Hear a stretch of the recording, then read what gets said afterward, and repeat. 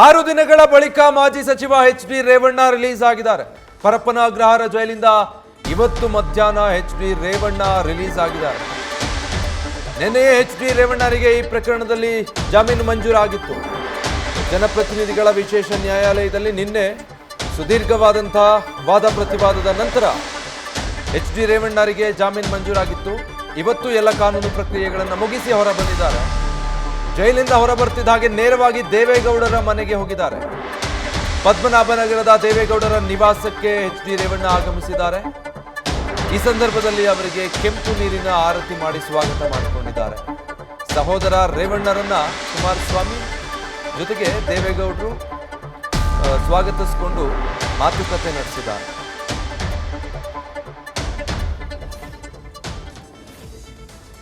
ಇವತ್ತು ಮಧ್ಯಾಹ್ನ 1:30 ಸುಮಾರಿಗೆ ಎಚ್.ಡಿ. ರೇವಣ್ಣ ಪರಪ್ಪನ ಅಗ್ರಹಾರ ಜೈಲಿನಿಂದ ರಿಲೀಸ್ ಆದರು. ಅಲ್ಲಿಂದ ನೇರವಾಗಿ ಅವರು ಪದ್ಮನಾಭನಗರದ ಎಚ್.ಡಿ. ದೇವೇಗೌಡರ ನಿವಾಸಕ್ಕೆ ತೆರಳಿದ್ದಾರೆ. ಮಾಧ್ಯಮಗಳಿಗೆ ಏನೊಂದನ್ನು ಪ್ರತಿಕ್ರಿಯಿಸಿದ ಜೈಲಿನಿಂದ ಹೊರಗೆ ಬರ್ತಿದ್ದ ಹಾಗೆ ಅಲ್ಲಿಂದ ನೇರವಾಗಿ ಎಚ್.ಡಿ. ದೇವೇಗೌಡರ ನಿವಾಸಕ್ಕೆ ಬಂದಿದ್ದಾರೆ. ನಿವಾಸಕ್ಕೆ ಬಂದ ಅವರನ್ನ ಆರತಿ ಬೆಳಗೋದ್ರ ಮೂಲಕ, ಕೆಂಪು ನೀರಿನ ಆರತಿ ಬೆಳಗೋದ್ರ ಮೂಲಕ ಕುಟುಂಬದ ಸದಸ್ಯರು ಬರಮಾಡಿಕೊಂಡಿದ್ದಾರೆ. ಈ ಸಂದರ್ಭದಲ್ಲಿ ಎಚ್.ಡಿ. ಕುಮಾರಸ್ವಾಮಿ ಕೂಡ ಏನೇನು ಅಂತೇಳಿ ಈಗಾಗಲೇ ಬರ್ತಾ ಇರ್ತಕ್ಕಂಥದ್ದು ನೋಡಿದ್ದೀರಿ. ನಮಗೆ ಆದಷ್ಟು ಬೇಗ ಈ ರಾಜ್ಯದ ಜನತೆ ಗೊತ್ತಾಗುತ್ತೆ ಇದು ಸಂಚು. ಈ ಸಂಚಿನಲ್ಲಿ ರೇವಣ್ಣರವರನ್ನ ಕಿಡ್ನಾಪ್ ಅನ್ನೋ ಹೆಸರಿನಲ್ಲಿ ಮಾಡಿರ್ತಕ್ಕಂಥ ಒಂದು ರಾಜಕೀಯ ಪಿತೂರಿ ಅನ್ನುವಂಥದ್ದನ್ನ ನಾನು ಅವತ್ತಿಂದಲೂ ಹೇಳ್ತಾ ಇದ್ದೀನಿ, ಇವತ್ತು ಕೂಡ ಅದನ್ನೇ ಹೇಳ್ತೀನಿ, ಮುಂದೆನೂ ಕೂಡ ಅದನ್ನೇ ಹೇಳ್ತೀನಿ. ಇದು ಸತ್ಯ ಅನ್ನುವಂಥದ್ದು ಜನತೆಗೂ ಈಗಾಗಲೇ ಗೊತ್ತಾಗಿದೆ. ಮುಂದಿನ ದಿನಗಳಲ್ಲಿ ನಿಮಗೂ ಕೂಡ ಅನೇಕ ಕೆಲವು ನಿಷ್ಠಾವಂತ ಪೊಲೀಸ್ನವ್ರಿಗೂ ಕೂಡ ಗೊತ್ತಾಗಿದೆ. ಅದರಿಂದ ಸತ್ಯಕ್ಕೆ ಜಯ ಸಿಕ್ಕೇ ನೋಡಿ. ನನ್ನ ಅವತ್ತಿನಿಂದ ನಂದು ಒಂದೇ ಸ್ಟ್ಯಾಂಡ್ಸ್. ರೇವಣ್ಣವ್ರ ವಿಚಾರ ಮಾತ್ರ ನಮ್ಮ ಪಕ್ಷದ ನಾಯಕರು, ನಮ್ಮೂರು ನಳಿಯ, ನನ್ನ ತಾಲೂಕಿನವರು, ಅವ್ರ ವಿಚಾರದಲ್ಲಿ ಮಾತ್ರ ನನಗೆ ಕೇಳಿ ನನಗೆ ಗೊತ್ತಿರೋಷ್ಟು ಹೇಳ್ತೀನಿ. ಇನ್ನು ಬೇರೆ ವಿಚಾರ ನಂಗೆ ಗೊತ್ತಿಲ್ಲ. ರೇವಣ್ಣವ್ರ ಜೊತೆ ಈಗಲೂ ಮಾತಾಡಿದ್ದೀನಿ, ಮೊದಲು ಮಾತಾಡಿದ್ದೀನಿ. ಅವ್ರಿಗೂ ಕೂಡ ನೋವಿದೆ. ಅವರು ನಾನು ಮಾಡದೇ ಇರ್ತಕ್ಕಂಥ ತಪ್ಪಿಗೆ ನನ್ನನ್ನು ಈ ವಿಚಾರದಲ್ಲಿ ಸಿಲುಕಿಸಿದ್ದಾರೆ. ನಾನು ಈ ರಾಜ್ಯದ ಜನನ ದೇವರು ಅಂತ ನಂಬಿದ್ದೀನಿ. ನನಗೆ ದೇವ್ರ ಮೇಲೆ ನಂಬಿಕೆ ಇದೆ. ನನಗೆ ಸತ್ಯಕ್ಕೆ ನ್ಯಾಯ ಸಿಗುತ್ತೆ ಅನ್ನುವಂಥದ್ದು ಅವ್ರ ಮನಸ್ಸು.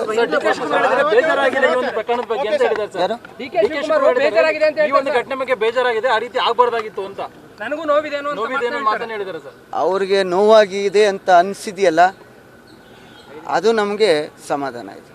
Thank you. ಸಂಬಂಧಪಟ್ಟ ಹಾಗೆ ರಿಯಾಕ್ಟ್ ಮಾಡ್ತಾ ಇದ್ರು. ಎಚ್.ಡಿ. ರೇವಣ್ಣ ಅವರಿಗೆ ಬೇಲ್ ಸಿಕ್ಕಿದ್ದು, ಅವರನ್ನ ಭೇಟಿ ಮಾಡಿ ಮಾತಾಡಿದ ಸಂದರ್ಭದಲ್ಲಿ ಇಲ್ಲ ಸಲ್ಲದ ಪ್ರಕರಣದಲ್ಲಿ ನನ್ನನ್ನು ಉದ್ದೇಶಪೂರ್ವಕವಾಗಿ ಸಿಲುಕಿಸಿದ್ರು ಅನ್ನೋ ನೋವು ಅವರಿಗಿದೆ. ಬಟ್ ರಾಜ್ಯದ ಜನತೆ ಮೇಲೆ ನಂಬಿಕೆ ಇಟ್ಟಿದ್ದಾರೆ, ನ್ಯಾಯದ ಪರವಾಗಿ ಅವರ ನಂಬಿಕೆ ಇದೆ. ಹೀಗಾಗಿ ಈ ಪ್ರಕರಣದಲ್ಲಿ ಅವರಿಗೆ ಬೇಲ್ ಸಿಕ್ಕಿದೆ. ಮುಂದೆ ಯಾವುದೆಲ್ಲ ಹೇಗೆ ಸಾಗುತ್ತೆ ನೋಡಬೇಕು ಅನ್ನುವಂಥದ್ದನ್ನು ಹೇಳ್ತಾ ಇದ್ರು.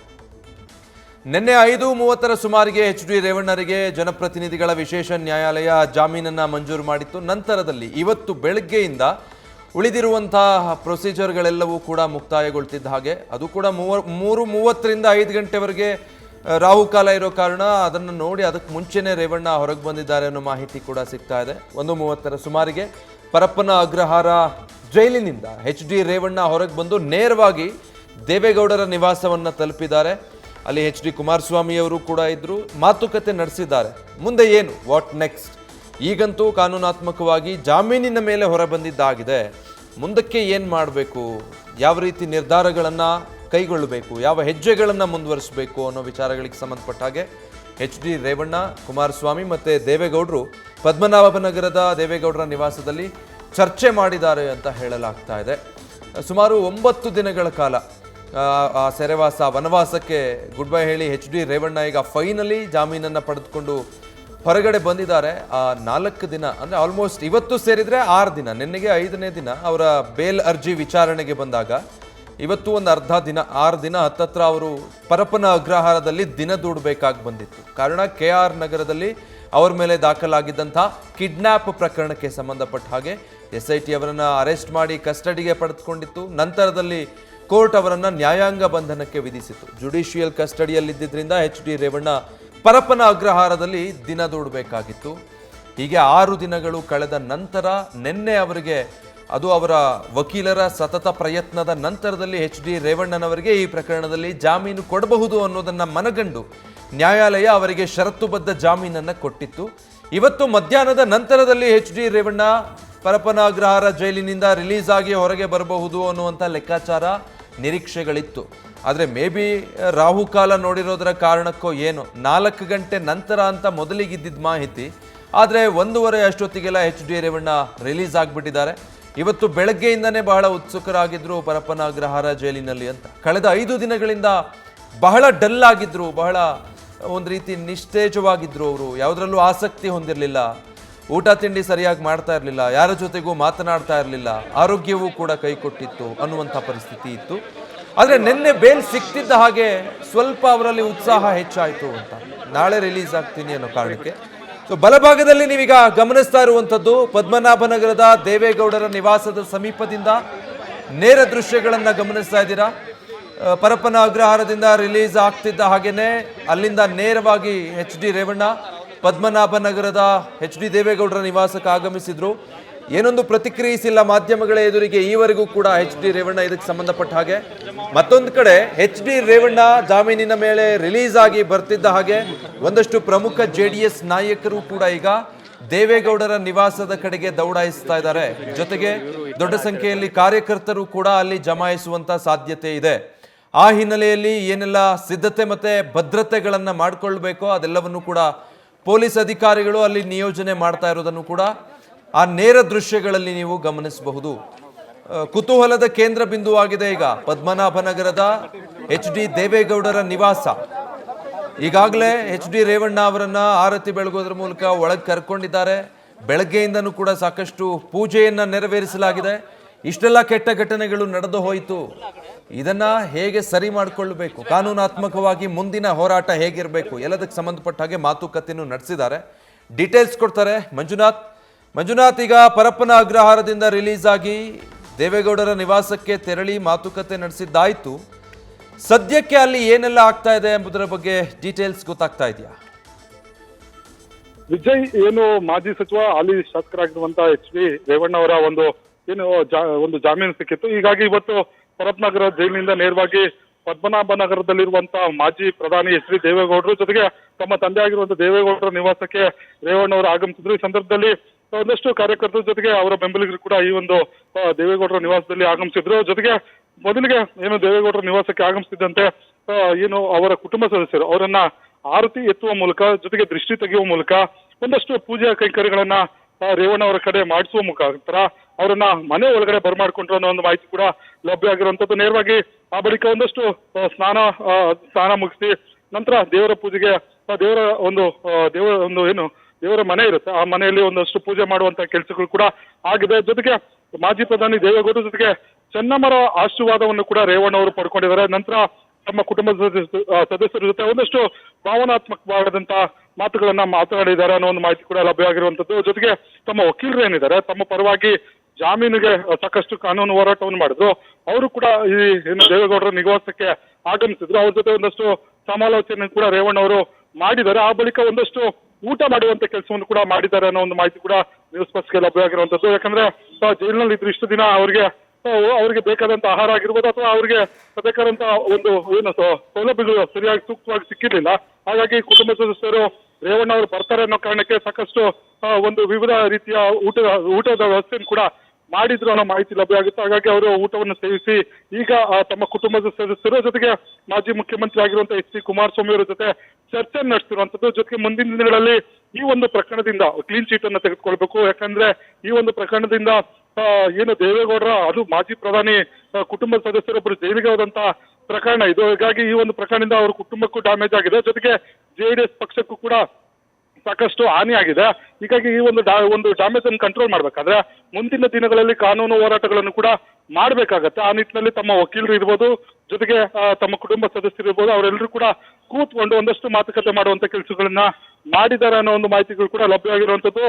ಜೊತೆಗೆ ಈ ಒಂದು ಮಾತುಕತೆ ಬಳಿಕ ಒಂದಷ್ಟು ವಿಶ್ರಾಂತಿಯನ್ನು ತೆಗೆದುಕೊಂಡು ಇಲ್ಲಿಂದ ಹಾಸನದ ತಮ್ಮ ಏನು ಹೊಳೆನರಸೀಪುರದಲ್ಲಿರುವಂತಹ ಒಂದು ತಮ್ಮ ನಿವಾಸಕ್ಕೆ ತೆರಳ್ತಾರೆ ಅನ್ನೋ ಒಂದು ಮಾಹಿತಿ ಕೂಡ ಲಭ್ಯ ಆಗಿದೆ. ಯಾಕಂದ್ರೆ ಅವರ ಪತ್ನಿ ಭವಾನಿ ಆಗಿರ್ಬೋದು, ಜೊತೆಗೆ ಅವರ ಹಿರಿಯ ಪುತ್ರ ಆಗಿರುವಂತಹ ಸೂರಜ್ ರೇವಣ್ಣ ಕೂಡ ಹಾಸನದಲ್ಲೇ ಇದ್ದಾರೆ ಅನ್ನೋ ಒಂದು ಮಾಹಿತಿ ಲಭ್ಯ ಆಗಿರುವಂತದ್ದು. ಹಾಗಾಗಿ ದೇವೇಗೌಡರ ನಿವಾಸದ ಒಂದು ಭೇಟಿ ಜೊತೆಗೆ ಅವರ ಜೊತೆ ಒಂದು ವಕೀಲರ ಒಂದು ತಂಡದ ಜೊತೆ ಮಾತುಕತೆ ಬಳಿಕ ರೇವಣ್ಣ ಅವರು ನೇರವಾಗಿ ಅವರ ಹೊಳೆನರಸೀಪುರದ ನಿವಾಸಕ್ಕೆ ತೆರಳ್ತಾರೆ ಅನ್ನೋ ಒಂದು ಮಾಹಿತಿ ಕೂಡ ಲಭ್ಯ ಆಗಿರುವಂತದ್ದು. ಸಂಜೆ ಬಳಿಕ ಇಲ್ಲಿಂದ ಒಂದು ತೆರಳುವ ಸಾಧ್ಯತೆಗಳಿದೆ ಅನ್ನೋ ಒಂದು ಮಾಹಿತಿ ಒಂದು ಲಭ್ಯ ಆಗಿರುವಂತದ್ದು. ಆದ್ರೆ ಅಧಿಕೃತವಾಗಿ ಇನ್ನು ಕೂಡ ಅದು ಒಂದು ಫೈನಲ್ ಆಗಿಲ್ಲ.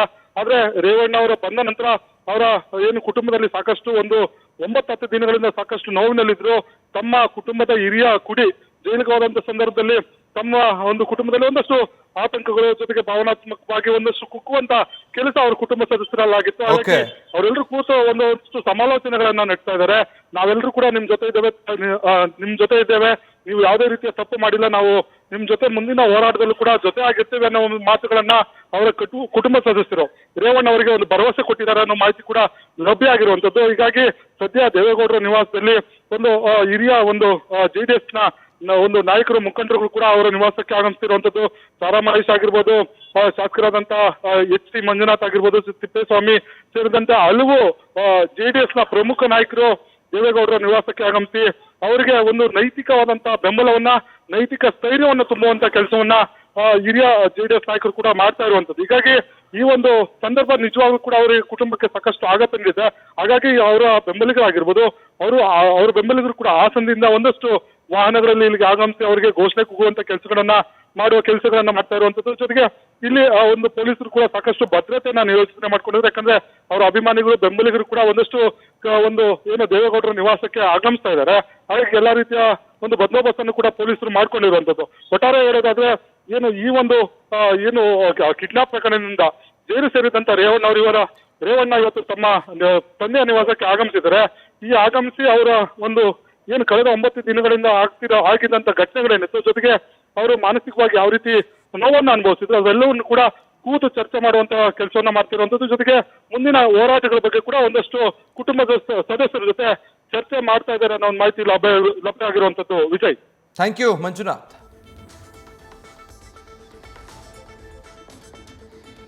ಸೊ ಒಟ್ಟಾರೆ ಈಗ ಇಷ್ಟೆಲ್ಲ ಬೆಳವಣಿಗೆಗಳಾಗಿರೋದು, ವಾಟ್ ನೆಕ್ಸ್ಟ್ ಅನ್ನೋದು ಗೊತ್ತಾಗಬೇಕು. ಸದ್ಯಕ್ಕೆ ಇದುವರೆಗೂ ಕೂಡ ಇಷ್ಟೆಲ್ಲ ನಡೆದು ಹೋಯಿತು. ಕಾನೂನಾತ್ಮಕವಾಗಿ ಈಗ ಹೋರಾಟ ಮಾಡಿ ಕೋರ್ಟ್ನಲ್ಲಿ ಜಾಮೀನು ಪಡೆದುಕೊಂಡು HD ರೇವಣ್ಣ ಹೊರಗೆ ಬಂದಿದ್ದಾರೆ. ಅದಕ್ಕೆ JDSನ ಮುಖಂಡರು ಮತ್ತು ಕಾರ್ಯಕರ್ತರಲ್ಲೂ ಕೂಡ ಸಂತಸ ಮನೆ ಮಾಡಿರೋದು. ಬಟ್ ಇದಕ್ಕೆ ಸಂಬಂಧಪಟ್ಟ ಹಾಗೆ HD ಕುಮಾರಸ್ವಾಮಿ ಅವರು ರಿಯಾಕ್ಟ್ ಮಾಡ್ತಾ ಇದ್ರು. ಕಾರ್ಯಕರ್ತರಿಗೂ ಕೂಡ ನಾನು ಹೇಳ್ತೀನಿ, ಪಟಾಕಿ ಸಿಡಿಸೋದು, ಸಂಭ್ರಮಿಸೋದು ಬೇಡ. ಯಾವಾಗ ಸಂಭ್ರಮಿಸಬೇಕಾಗಿರೋದು, ಇದ್ರ ಹಿಂದೆ ಯಾರಿದ್ದಾರೆ ಅನ್ನೋದು ಗೊತ್ತಾದಾಗ, ಅವ್ರು ಸಿಕ್ಕಾಕೊಂಡಾಗ ಸಂಭ್ರಮಿಸಬೇಕು. ಇದು ಸಂಭ್ರಮ ಪಡುವಂಥದ್ದಲ್ಲ. ಈಗ ಇದ್ರ ಹಿಂದೆ ಇರೋರು ಯಾರು, ಇಷ್ಟನ್ನೆಲ್ಲ ಮಾಡಿದ್ದು, ಪಿತೂರಿ ಷಡ್ಯಂತ್ರಗಳನ್ನು ಮಾಡಿದ್ಯಾರು ಅನ್ನೋದು ಗೊತ್ತಾಗಬೇಕು ಅಂತ ಹೇಳ್ತಿದ್ರು.